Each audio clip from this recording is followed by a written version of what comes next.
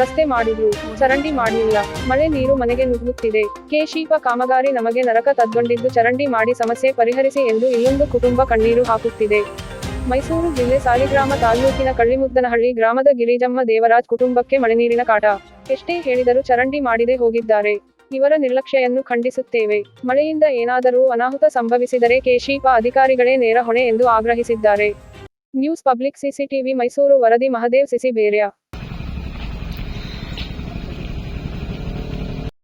ಅಲ್ಲಿ ಮಣ್ಣು ತೆಗೆದು ಎಷ್ಟಾಗಿತ್ತಾಗ ಹಾಕಬೇಕು.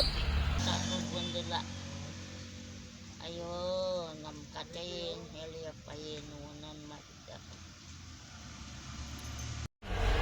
ರೋಡ್ ಮಾಡ್ತೀವಿ ಅಂದ್ಬಿಟ್ಟು 1.5 ವರ್ಷ ಆಯ್ತು, 3 ವರ್ಷ ಆಯ್ತು. ನಾವು ಮನೆ ಬಿಟ್ಟೆ 1.5 ವರ್ಷ ಆಯ್ತು. ಮನೆ ತೆಗೀರಿ ಅಂದ್ರು ಮನೆನೂ ತೆಗ್ದು ಒಬ್ರು ತಿರುಗಿ ನೋಡ್ತಾ ಇಲ್ಲ. ಆ 2 ಮನೆ ಅವ್ರು ಬಿಚ್ಚವ್ರೆ, ನಾವು ಬಿಚ್ಚಾಕಿದೀವಿ. ಮನೆ ಕ್ಲೀನ್ ತೆಗೀರಿ ಅಂದ್ರು ತೆಗ್ದಿದ್ವಿ. ಮನೆಗೆ ಬಂದು ಮುರುಳಿ ಸರ್ಬೇಕಾದ್ರೆ ಮಾಡ್ತೀವಿ ಹೋಗಿ ಆಗಲಿಲ್ಲ. ಈಗ ಯಾರು ಬಂದಿಲ್ಲ. ಈಗ ಬಂದಿರಲ್ಲ ಹೊಳಿಕೆ ನುಗ್ತಾರೆ ನಮ್ಗೆ. ನಾವು ಚರಂಡಿ ಮಾಡಿಲ್ಲ, ಅಲ್ಲೊಂದು ಗಾಡಿ ಕೊಟ್ಟಿಲ್ಲ. ಈಗ ಅಲ್ಲೊಂದು ಎಲ್ಲ ಬಂದಾಗ ಏನಾರ ಆಕ್ಸಿಡೆಂಟ್ ಆಗಿ ಬಂದು ಹೊಳಿಕೆ ನುಗ್ತಾರೆ.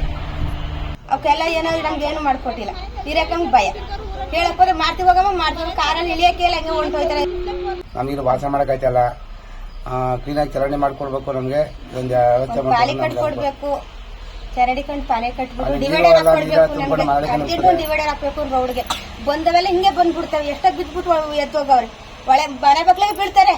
ನೈಟ್ ಬಂದವೆಲ್ಲ ಈಗ ಒಂದು ಡಿವೈಡರ್ ಅಷ್ಟು ತಡೆ ಹಾಕೋತಿದೆ ಅವ್ರಿಗೆ. ಅಷ್ಟಾರ ಮಾಡ್ಕೊಡ್ಬೇಕು ಅರ್ಜೆಂಟ್ ಅವ್ರಿಗೆ. ಅದೇ ನಾವು ಕೇಳ್ಕೊಳ್ಳೋದು. ಗುಂಡಿ ಮಾಡಿ ಹೊಂಟೋಗ್ಬಿಟ್ರು. ಅಲ್ಲಿ ಹೊಸಿ ಮಣ್ಣು ಸುರಿ ಅದ ಸುರ್ಕೊಡಿಲ್ಲ ನಮಗೆ. ಎಷ್ಟು ಹೇಳಿದ್ರು ಕೇಳಿಲ್ಲ ಸರ್. ನಮ್ಗೆ ಮಣ್ಣು ಹಾಕ್ಬೇಕು ಮಾಡ್ಕೊಡಿ ಅಂತ ಎಲ್ಲ ಲೈಟ್ ಆಗ್ತದೆ. ಇಲ್ಲಿ ಯಾಕೆ ಲೈಟ್ ಆಗ್ತಿಲ್ಲ. ಕೇಳಿದ್ರೆ ಹಾಕ್ಬಿಟ್ಟು ಹೋಯ್ತೀವಿ ಅಂತಾರೆ. ಅಲ್ಲಿ ಟ್ರಾನ್ಸ್ಫರ್ ಕಟ್ಟಿಗೆ ಎದ್ದಿಲ್ಲ ಬೇರೆ